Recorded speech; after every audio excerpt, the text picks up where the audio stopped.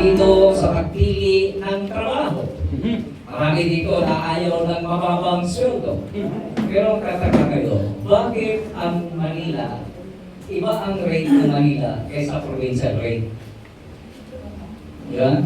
At hindi yung pinag-aaman. Alam niyo ba na isa sa nagiging problema na nakaprograma sa mga Kristiyano, kaya ang mga Kristiyano maraming pumupunta sa Manila. Makalino eh. Doon ang kasaganaan. Ang doon ay walang pastor doon. Doon ay walang sisita sa iyo. Okay. Now, yan ang programa ni Satanas.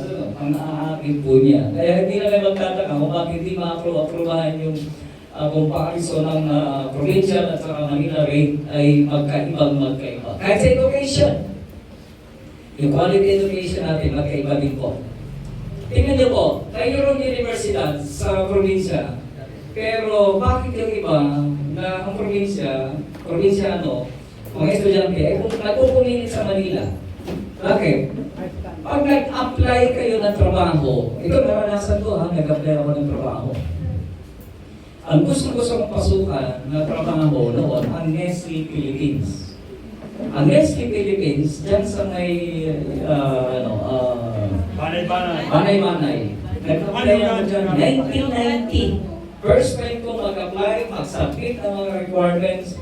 At first na company na aking pinuntahan ay ang Nestle Philippines. Bakit? Kasi kung tawagin namin yan, noong 1990, Little Saudi.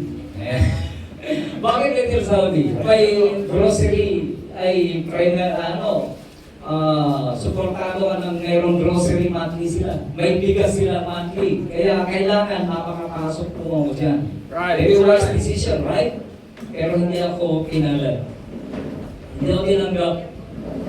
Okay, kasi tinatanong nila, saan ka graduate? Tatanungin ka, anong school?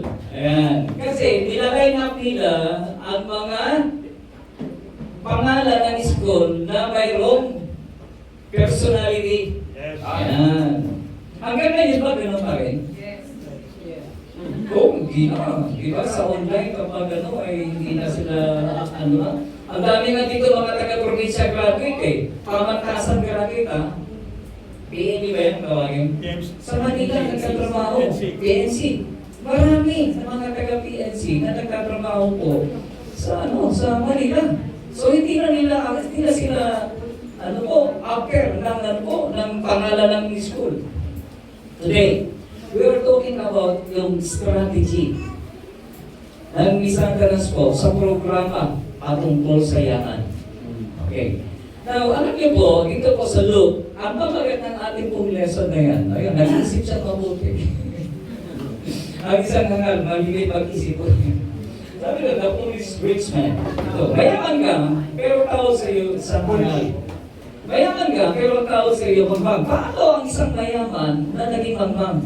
Dinifine dito sa ating pag-aaral sapagkat a man may be a financial genius in the eyes of this world, but a spiritual bankrupt in the eyes of God. Amen. Meaning, many Christians are intelligent, but foolish in the Christian life. Yan na. Mamang na sa pamumuhay Kristiyano. Pero matalino sa kalukuhan.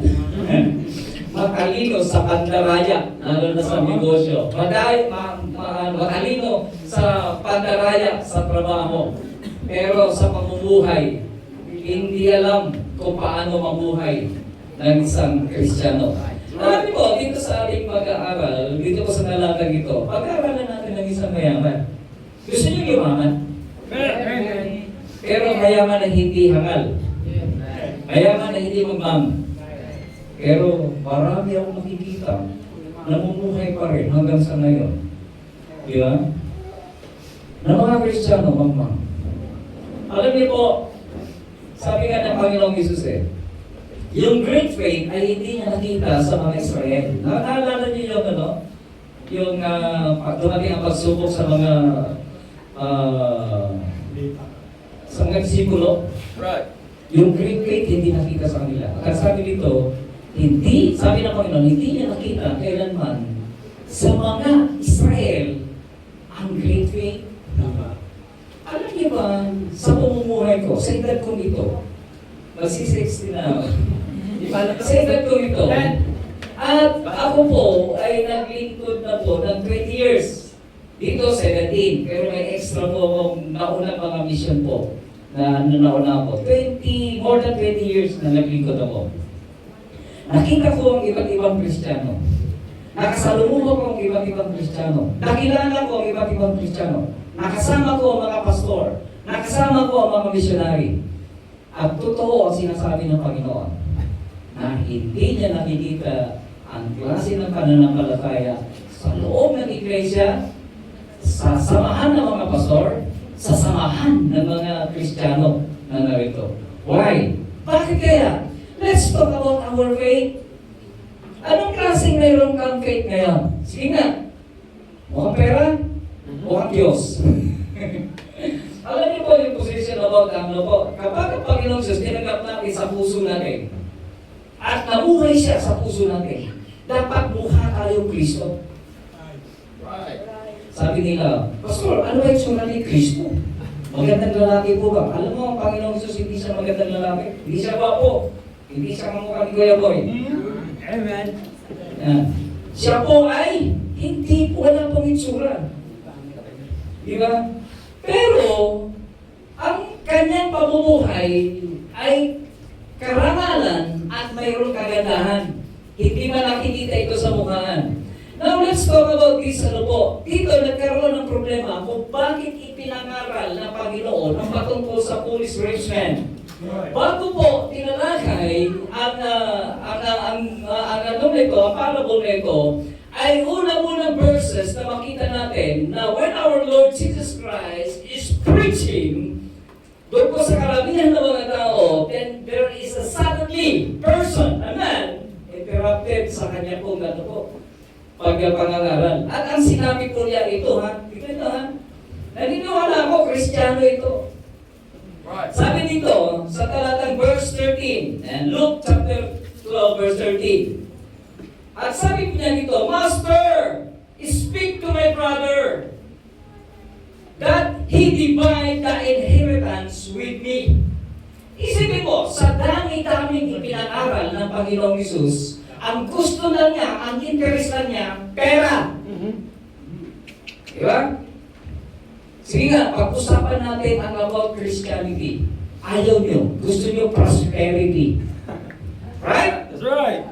Pastor, tinatamaan na naman ako. Wala pa sa mga pag-uusapan, paano yumaman? Ouch. Paano pagpalain ng Panginoon? Hindi man lang yan. I-preach yung i-preach niya yung patungkol dito. Yan! Isa ka dito, mga kamagin.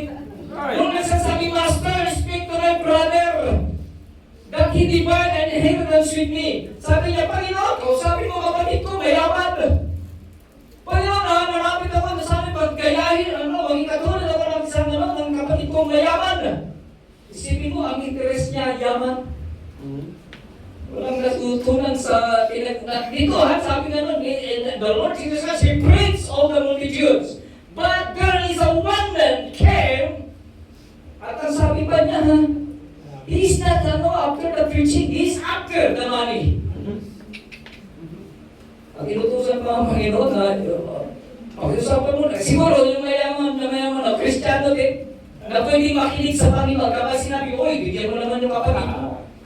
Ng kayawanan mo, ng kalahati, makikinig yun. Dahil naniniwala ko, Kristiyano, minsan nagpaparinig siguro ang katabilan niya, oy, Panginoon, itong kapatid ko ako. Mayaman.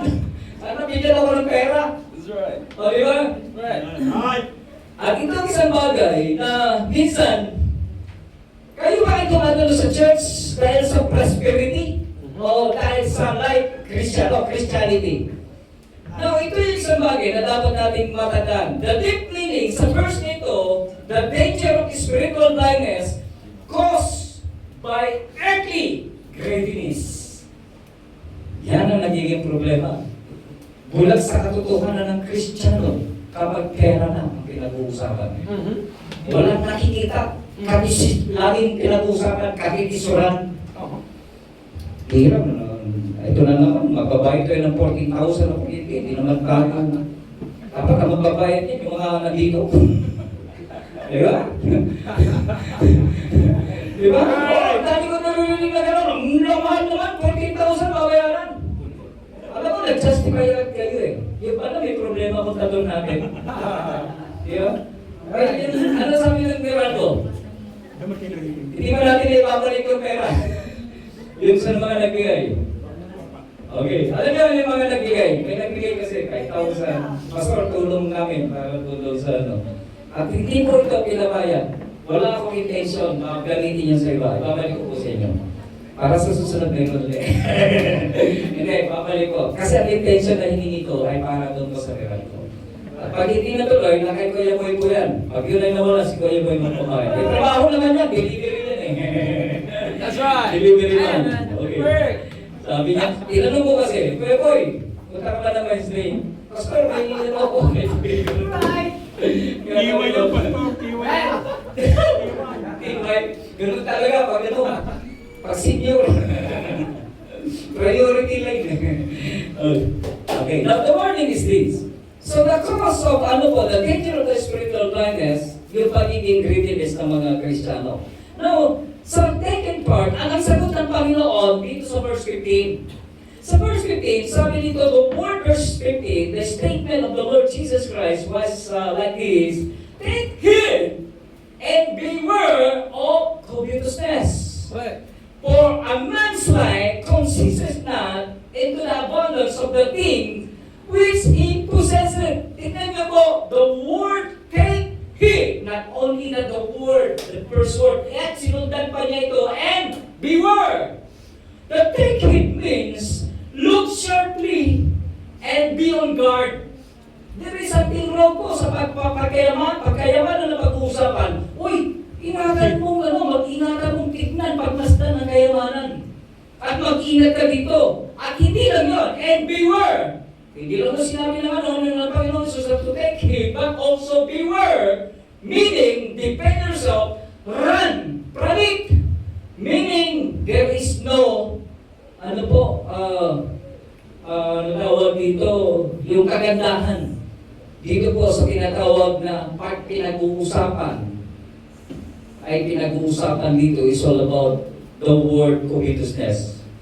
Ito yung covetousness is what we think of as a minor character problem. Di ba gano'n naman? Oh, wala yan, Pastor. Maliit na bagay lang yan. Maliit na bagay lang yan. But, it turns out to be spiritual killer in a Christian life. Hindi natin namamalan na unti-unti ka na palang pinapakay sa pamumuhay mong Kristiyano. Kaya masabi ng Panginoon, take heed and beware. Because there is such a problem pag pinag-uusapan ng covetousness. Remember, the word, the word money. Dito pala, hindi ko na yan. Andiyan pala yan. Okay, remember the word money. In 1 Timothy chapter 6, verse 10. Gusto ko muna i-clarify dito yung patungkol sa money. Sabi kasi dito, for the love of money is the root. Nakikita niyo yung mga black, ha? Yung mga black na yan, ha? Tandaan niyo po yan. Sabi ko dito, for the love of money is the root of all evil, which while some coveted after, they have erred from the faith and cursed themselves through with many sorrows. What can money do to us? Ano ba nagagawa ng pera para sa atin? Alam niyo po, let's talk about money versus love of money. Magkaiba yun, ha? Money versus the love of money. The Bible does not say that the money is the root of all evil. But for the love of money, hindi sinabi dito, ha? For the money, very sensitive, sorry. Sensitive ka pala. Nasasaktan siya. Ayan. Sabi dito, hindi sinabi doon sa 1 Timothy 6:10, for the money is the root of all evil. Ang sinabi doon, for the love of money. Yan ang problema. Money is a universal medium of exchange used to secure basic necessity. Ito yung mga ano po, primary na ano po, na kailangan po ng mga tao, na kailangan po na talaga dito para sa mga panggastos. Di ba? At yan ang ano. When a person, ito na, when a person loves money, they begin to what? To serve it. Ayan na. Kaya nga, in-expose ng Biblia, love of money. Because after you get the money, you will start to serve it.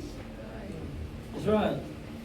Ang pera, dapat maglilingkod siya sa iyo.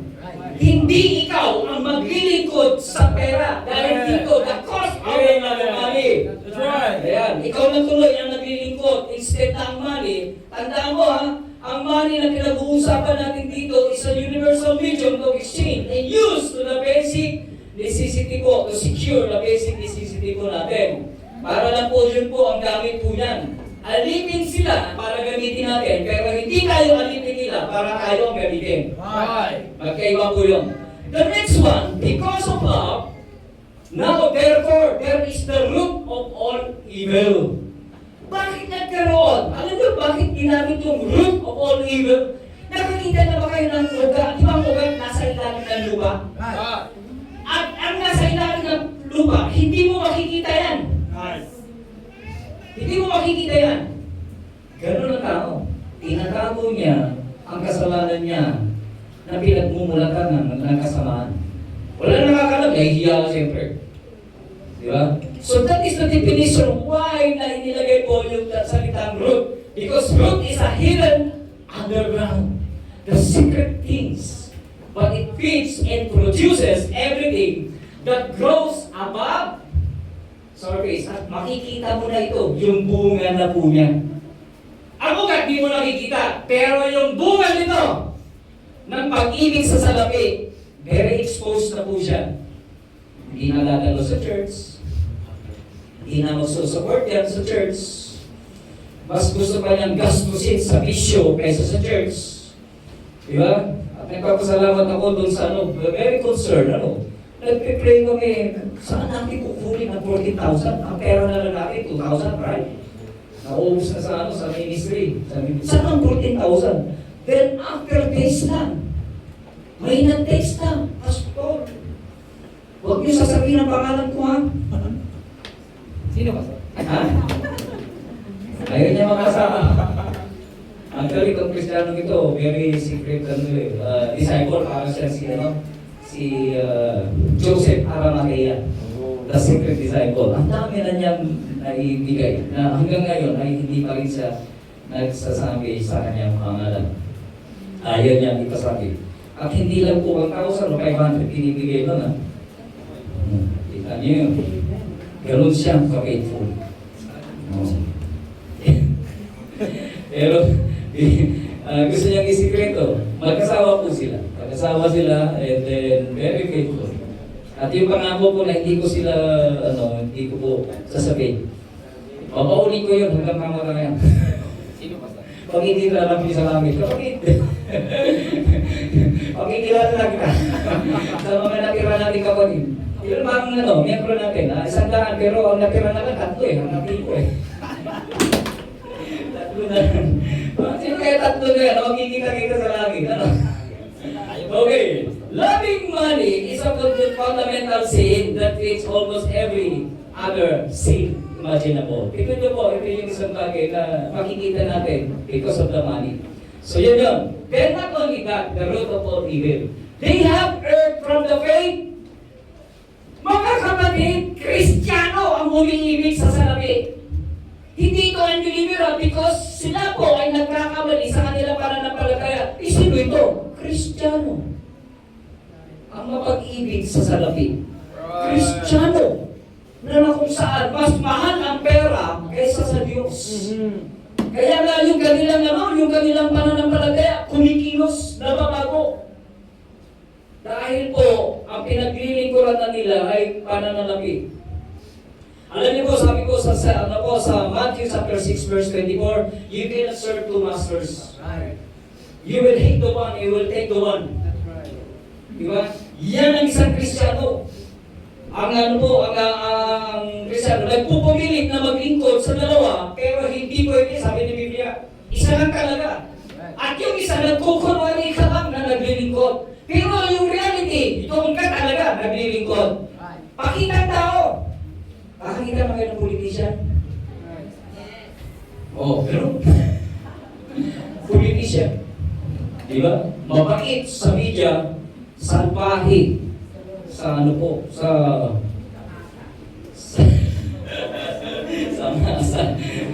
o yun, yan ang isang bagay. So let's talk about the parable of the rich man. Number one, okay, naintindihan nyo lang money. Okay, bigyan lang money. O pasensya sa may pangalan money, ha? Sino dito may pangalan money? O, huwag niyo mahalin niya. Hindi, about is na money. Yung pera ang pinag-usapan natin. Number one points. Let's talk about the foolish man. It is the foolishness of a rich man. Tingnan niyo po ha. Ibang Kristiyano nito, mayaman pero isang angal.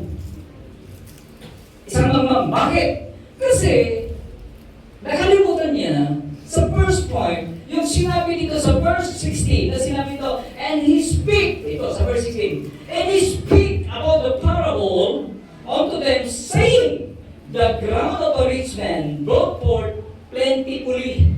Tingnan po, makikita natin dito that there is, sa pagiging mayaman niya, mayroong source ng kanyang pagyaman. At ang kanyang sinasaka o ang kanyang ginagalawan ay pinagpapala ito, yung bring forth plentifully. Alam mo kung bakit ka may pera? Dahil ang Diyos ang nagbigay sa iyo. Kung walang Diyos, wala kang pera. Kristiyano ito, I'm not talking about an unbeliever, I'm talking to you as a Christian. Dahil pinagpapala ka ng Diyos, gamitin mo ito ng tama. At huwag mong kakalimutan, kaya ka pinagpapala dahil ang Diyos ang nagpapala. At makikita natin yung the word, the ground brought forth plentifully. Who gives rain? Who gives the sunset, sunrise? Sino nagbibigay ng tubig? Sino nagbibigay ng hangin? Sige nga. Sasabihin niyo, pinaghirapan niyo yan. Sino nagbibigay naman yung biyaya na ito na hindi mo pinagbinili? Ang hangin ba nabibili? No. Ang araw ba nabibili? No. Ang ulan ba nabibili? No. Lahat yan, hindi mo kaya bilhin kahit may pera ka. Ay. Pero binibigay ng Diyos para sa kasaganaan at makikinabang ay ikaw. Ay. Pero dito, nakalimutan ng rich man na mayroon nagpayaman sa kanya. Nakalimutan ng Kristiyano ito na mayroon pong nagpayaman sa kanya. At alam niyo po ba, sa 1 Corinthians 3:7, ang sabi ko doon, so then neither is he that planted anything, neither he that watered it, but God that gave it the increase. Ikaw man ay nagtatanim, ikaw man ay naguhukay, ikaw man ay nagpupula, o ikaw man ay tagadilig lang at hindi ka nagtatanim, nagdidilig ka. Sabi ng Panginoon, lahat sila makikinabang. Lahat sila makikinabang. Trabahador ka, employer ka, employee ka, sabi ng Diyos, but God that giveth increase. According sa 1 Corinthians 3:7. So lahat tayo pinayayaman, wala ditong mahirap na Kristiyano. Pero ba dito, alam mo, masama sa isang Kristiyano, sasabihin nila, lalapit sa'yo, Brad, o kami mo naman ako ng pera. Why, sinungaling ang Biblia? 1 Corinthians 3:7. Right. Di ba? Ay. O hindi ka naman Diyos. Pero pinagpapala, binibigyan mo ng Diyos na pera. Ay, ang mga Kristiyano na nagtatrabaho. O ito Right. yung planted at watered, working together. Nag-work sila at the same time. At ang sabi ng Diyos, magpapalain kita. Dahil nagtrabaho ka. Yes. Right. Yung mga nangihingi dyan, mga tamad. Hindi nagtatrabaho. Kaya pag mayroon linisan yung Kristiyano, Brad, pahiramin mo naman ng pera. Tamad ka, ano? Hindi ka man lang nagdidilig, hindi ka man lamang nagtutubig o nagtatanim. That's right. Paano ka magpapalain ng Diyos? Ayan. But number two, ayan, ayaw itulong talaga sa akin kung lesson na ito. Present naman yun. Marami tinamaan eh. Sabi nga nun, ay, amen. Buti na lang hindi na ituro. Kanina, introduction, tinamaan na ako eh. Masakit na eh. Number two. Okay, number two. He claims Okay. Ibig sabihin niyo mga kapatid, magpapalit na kayo ng CPU. Alam niyo ba yun ay pandemic, bago pa mag-pandemic yan, nang dumating sa atin? Di ba? Hindi lang, o pati tumayo. Wala na, lupat na rin. Okay. So dito, he claims what is not his. Okay. Ito ang mga Kristiyano.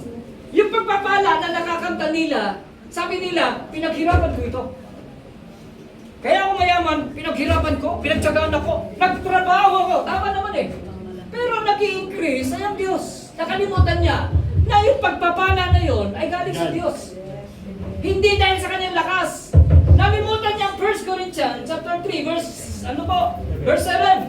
At dito sa talata nito, basahin natin sa verse 17. Ayun, may Bible naman kayo. Open your Bible, Luke chapter 12. So verse 17, sabi dito, and he that within himself, saying, what shall I do? Because I have no room where to bestow my fruits. Dito, first recognize natin yung the word he thought within himself. Ito this is a selfish plan. Selfish plan. And he does not trust other people because greediness or greedy men don't trust other greedy people. Yes. Di ba? Walang tiwala sa kapwa. Ang magnanakaw, hindi nagtitiwala sa kapwa magnanakaw. Kaya ang kongreso, galit-galit yan. Sa Senado, galit-galit yan. Right. Nahahati sa dalawang, sa minor, at saka sa major. Nagkahati-hati sila. Tawag nila, mga balimbingan. Kasi nga, walang tiwala. Ultimong Kristiyano, walang tiwala. Hindi nagtitiwala. Tama? Tingnan nyo, he thought within himself, saying, what shall I do? Anong gagawin ko? Kausap niya sarili niya. Hindi siya nagpa-plan. Nakasama, Brad, mayaman ako. Ngayon, tulungan mo ako. Paano natin ito itatago? Hindi mo na siyang kinakausap. Ganun ang isang Kristiyano. Pag mayaman, siya na nakakaalam. Kasi may Kristiyanong lalapit sa'yo. Mangungutang. Kapatid mo, mangungutang, lalapit sa'yo. Di ba? Pag alam na may pera ka, uy, si kapatid ko, si ate, may pera. Mautangan. Di ba? Kaya itong mayaman na ito, kinausap lang niya sarili niya at wala siyang pinagkakatiwalang tao, nakakausapin at lalapitan. At ang sabi niya, what shall I do? Because I have no room where to bestow my fruits. Ito ang problema niya. Saan ko tatagong kayamanan ko? Lagyan. Sino dito nakausap na niya sarili niya sa pagiging sakim sa pera? Kausap niya sa sarili niya, uy, may pera ako ngayon, saan natin itatago ito? Yeah. So, yun ang isang problema. He thought about himself. At yung sinabi niya dito, what shall I do? His problem not the will, but the selfish mindset. Alam niyo, dito dapat ang sasabihin niya, kapag ikay Kristiyano, ito dapat ang motivation mo. May pera ako. Sino kaya kapatid ko ang nangangailangan ng tulong? Ano kaya ang may tutulong ko sa church? Uy, may 40,000 na babayaran eh. Teka, magbibigay ako. At yun ang isang bagay na kung saan ang kanyang mentality pang sariling kapakanan. At ayaw niyang magbigay sa kanyang kapatid, ayaw niyang magbigay sa kanyang mga magulang. Hindi nga binanggit dito eh. Sarili lang niya, tinutukoy niya. Ayaw tulungan ng una talaga, ganito eh. Ang una mong tutulungan, pamilya mo, kapatid mo, kasama sa pamilya kapatid. Then, ang church. Kasi ang unang institusyon na itinayo ng Diyos, family. Right. Pangalawa, ang church. Okay.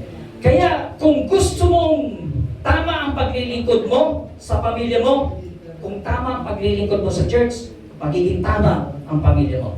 Right.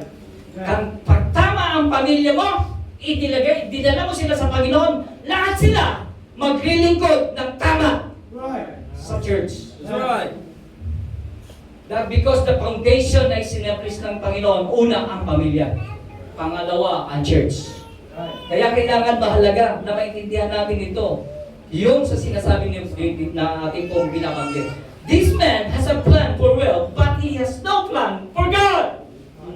Tingnan niyo, siya lang sa sobrang niyang kasakiman, sarili niya, kinakausap niya. Walang tiwala kay Kuya Boy. Walang tiwala kay Brother Nick. Lalo na kay Brother Eugene, na isang matanda na. Right, that's right. Diba? That's right. Pasensya na kayo kung bakit ito tatlo binabanggit ko. Mahal ko yung mga yan eh, at mahal din nila ako. Nagsabi na ako pag tiniro ko kayo kasi patawarin niyo na agad ako. Ganti lang. Pag-ibigyan kayo mo naman kayo, pakakampihin eh. Yun. Okay, now the next one. Sir, sama. The servant's resolution. Ito na. Siyempre, kinakausap niya sarili niya. Gusto niya magtago dahil mayaman siya. Ayaw niyang ipaalam sa karamihan. Sa verse 18, sabi dito, and he said, this will I do. Ayan, tandaan niya na. And I will put down my birds and build greater, and there will I bestow all my fruits and goods. Mga kapatid, tingnan niyo ha. Sa sobrang kasakiman, sa sobrang yaman niya, sabi niya, I will put down my birds. Siya mismo ang magtatrabaho. Hindi siya nag-hire ng servant. Mayaman ka, isipin mo mabuti. Mayaman siya, pero hindi siya nag-hire. Hindi niya sinabi dito, and I will hire another servant that he can build my birds. But he said, I will pull down my birds. Ako lang ang gagawa. Ako lang ang magtatago para walang tao nakakalam ng kayamanan. Ganon ang kasakiman. Di ba? Pag sakim ka, wala kang tiwala talaga sa ibang tao. Pag malaman na mayaman ka, hold upin ka ngayon. Mga kapatid ha, ingat kayo ha, pag-uwi, lalo mga kabataan. Ang hold upan ngayon may kasama ng patayan. Di ba? Isipin mong, naisakay na niya, naihatid na niya, sinaksak pa siya ng ice pick. Para kunin lang ang motor.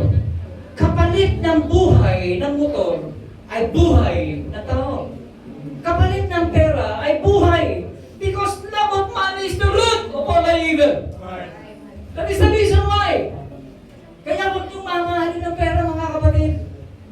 Ipamigay mo. Tingnan niya ha. Sabi ka na, Pastor, pamimigay ko. Paano naman ang kinabukasan ko? Sabi niya, that planted and water it, God give it increase. Problema ng Diyos yun. God love it, a cheerful giver. Hindi yung greediness, hindi yung pagiging ano. Dito, sinabi niya, He will establish about no prayer, no counsel, no seeking God's will. Kasi siya lang gumawa, I will pull down my birds and build greater, and then when I bestow, at doon ko lang tatago, pagkatapos ko trabahuin ito, itatago ko na. Siguro ito sa ilalim ng lupa ng ano niya, ng bahay niya. Nagbuhukay. Di ba?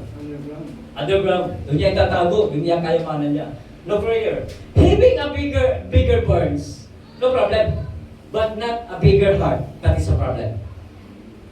Problema, meron kang pinagtataguan. Meron kang mga magagandang bahay, meron kang mga malalaking bagay, pero ang puso mo, wala sa Panginoon. Yun ang nagiging problema. Number 2, let's talk about the assurance of His security. Ito na. Sa verse 19, tingnan natin yung ginawa po niya sa verse 19. Sa verse 19, sabi dito, and I will say to my soul, ito na, nagmalaki na siya, proud na siya. Soul, thou was much goods laid up for many years. Tignan mo ha, nagtrabaho siya, nagsikap siya ng maraming taon. And take thine ease, eat, drink, and be merry. That is the principles of what? Greediness. A greedy man, mag-i-enjoy yan sa kanyang kagustuhan. Mabibili niya, makakain niya lahat ng pagkain, nakakainin niya. Maiinom niya lahat ng kanyang gusto niyang inumin. At yung kasiyahan ay walang patid. Lahat ng kamunduhan, magagawa niya. At itong Kristiyanong ito, kung may pera siya, wala siya sa Kabuyaw. Andun siya sa Manila, mag-i-enjoy. Yeah. Andun siya sa ibang bansa upang mag-i-enjoy. At doon niya itatago yung kanyang mga kalukuhan. At yan ang isang bagay na he planned many years but had no plan for eternity. That is that is a bad result po. And the last one is his wealth will bring down or will bring about his downfall. Ito na, mayaman ka nga, pero sa buhay Kristiyano, ibabagsak ka nito. Di ba? Mayaman ka nga, pero ibabagsak ka dahil sa kayamanan na mayroon ka. Sabi doon sa verse 20, and God said unto him, thou fool, this night thy soul shall be required of thee. Then who shall those things be which thou hast provided? Dito, mga kapatid, makikita natin that the man said, there is the unexpected judgment po. The man said, I have much goods. But God said, thou fool. See? Mayaman ka nga. Pero sasabihin sila ng Panginoon, hangal ka. Mangmang ka. Mayaman na isang mangang. Mayaman na isang hangal. Alam niyo po yung foolishness? Ang fool po sa Biblia ay i-define ko ito sa Book of Psalms, chapter 14, verse 1. Ang sabi po doon, ayan, the fool had said in his heart, there is no God. Because a fool is not someone lacking intelligence, but someone who lives as if God does not exist. Walang takot na sa harapan ng Diyos. Nagtatago na sa Diyos, pero hindi niya ito matatago. Ito yung mga kung saan, ang fool na ito ay siya Kristiyano, pero hindi namumuhay ng Kristiyano. Madamot sa Kristiyano. Di ba? At yan ang isang bagay na dapat nating matututunan. At alam niyo po, after this, the fool said in his heart, there is no God. Paano niyo ba sila makikilala? Ito na, dinefine ito sa susunod. Sabi nito, they are corrupt. Sino yung mga hindi naniniwala sa Diyos? Corrupt. Blood control. Right.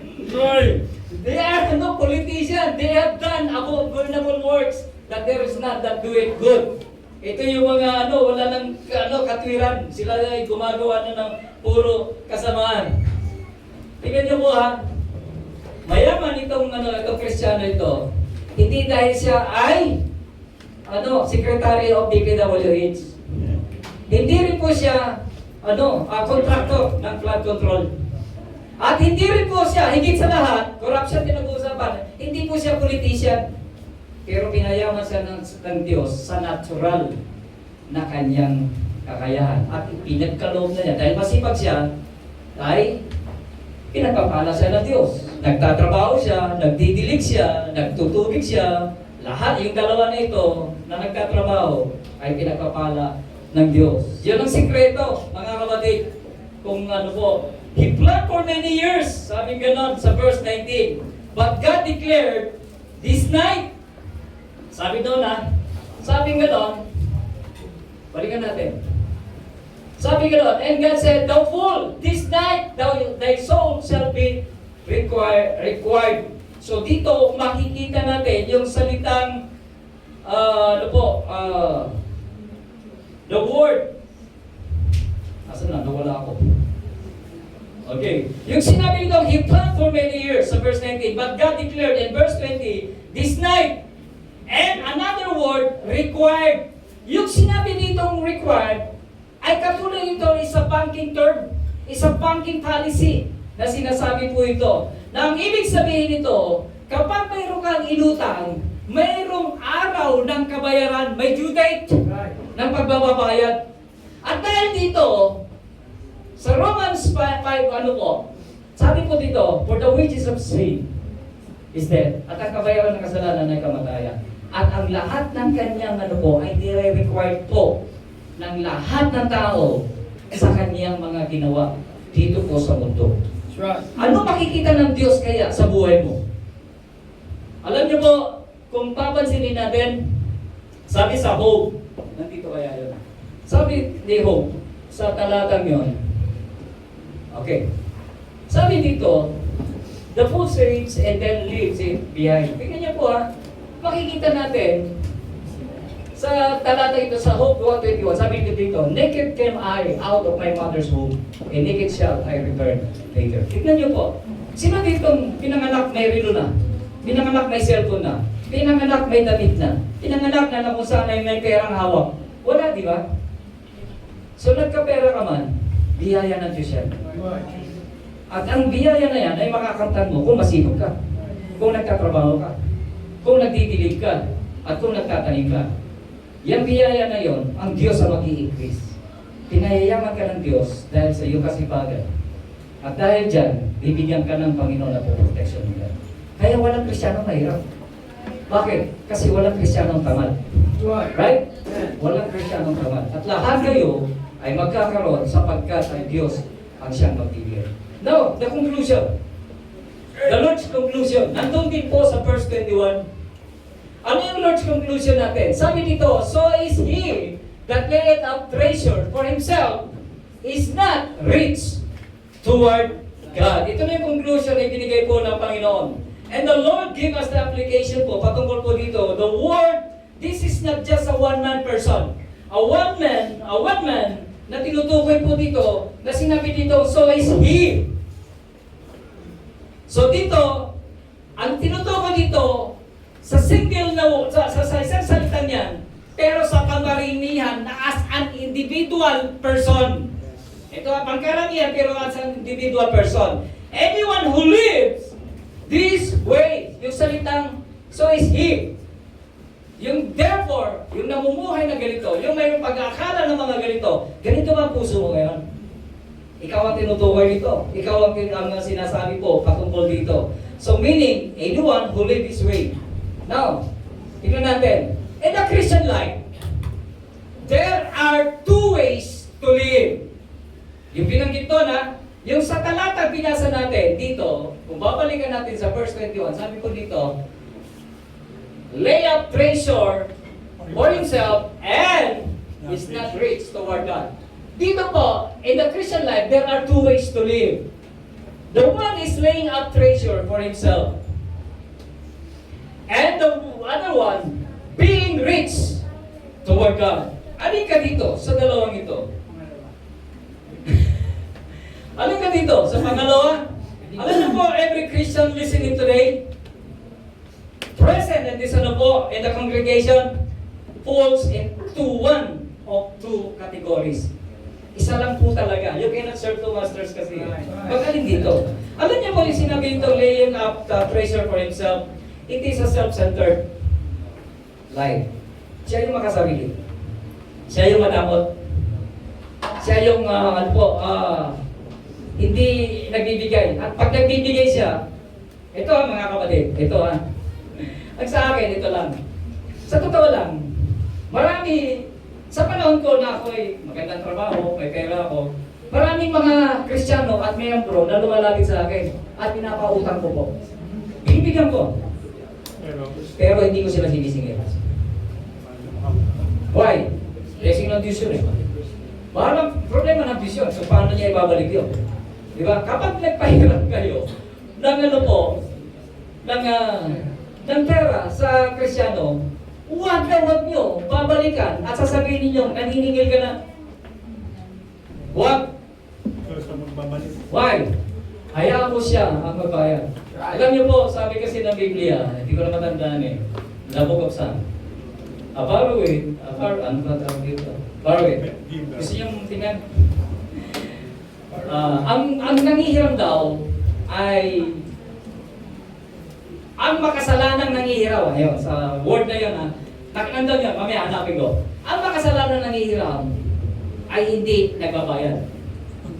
Pero ang isang nangihiram na may pusong katwiran ay sila ang nagbabayad. So meaning hindi nyo sila sisingilin. Pusa sila magbabayad. Pero ang isang Kristiyanong, 100% po, hindi ko talaga magbabayad. Hindi ko talaga magbabayad po yan. At yan ay isa ng pagpapala na mayroon ka. Mas mabuti pa yung ikaw na yung magbigay kaysa yung ikaw hihingi. Bakit? Kasi yung nangihingi ay hindi sila kasama part doon sa water and implanted. Because they don't receive even yung increase na ibinibigay ng Diyos, the blessing of God. Pero yung mga hindi nanghihirap, kahit mahirap at hindi nanghihirap, yun kahit paano pinagpapala ng Diyos yun. Why? Kasi yung kasaganaan ay patuloy pong nandun. Then the last verse. Sa last verse, sa Matthew chapter 6, verse 19 to 21. Ang sabi po dito, lay not up for yourself treasure upon earth, where moth and rust doth corrupt, and where thieves break through and steal, but lay up yourself treasures in heaven, where neither moth or nor rust doth corrupt, and where thieves do not break through nor steal. Ito ang problema ng puso. Love of money. For where your treasure is, there will your heart be also. Yan ang nagiging problema po ng mga ng mga tao. You cannot serve two masters. At you will hate the one. Alam niyo po yung talata na binanggit ko sa 21? Balikan natin yung 21. Sa 20. Balikan ko lang ha. Ito yung isang, may naalala lang ako. Oh. Now, yung last part, ito yung isa pang part na gusto kong makita. Yung sinabi ng Diyos, the full and the record of thee. Then, semicolon ha, then, ito na, ang ano po ha, ito yung tagubilin na Diyos. Then, who shall those things be? At kanino ito mapapunta? Mayaman ka nga, namatay ka. Ano nangyari sa pera mo, yung tinago mo? Charity. Hindi charity, wala. Bubulok. Wala nga nakakala kung saan niya tinago pera eh. Bubulok na lang, Pastor. Di ba? Then sabi niya, which thou hast provided. At sino makikinabang niya? Lupa. Di ba? Di ba? Sabi natin, ang pera may pakinabang. Ginagamit na sa universal needs, sa basic needs. Ginagamit ito at tayo ang gagamit. Pero nung itinago mo at hindi na ito magamit, sa tingin mo, may rason pa ba ang pera? Nana. Wala na. At dahil doon, ikaw ay isang mga.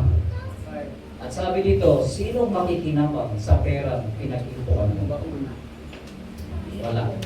Let's pray. Panginoon, salamat po Diyos sa aming napag-aralan. Salamat po Diyos sapagkat ikaw ang siyang patuloy na nagbibigay diyan ng Panginoon. Habang nakayo po nakapikit ng ating mga mata, meron po ba magsasabi na, Pastor, gusto ko maging matapat sa Panginoon. Gusto ko na kung saan ay ang pagpapala na ibinibigay niya sa akin ay hindi ito mawawalang saysay at mayroon itong pakinabang. Sapagkat mamatay man ako, ay mayroong halaga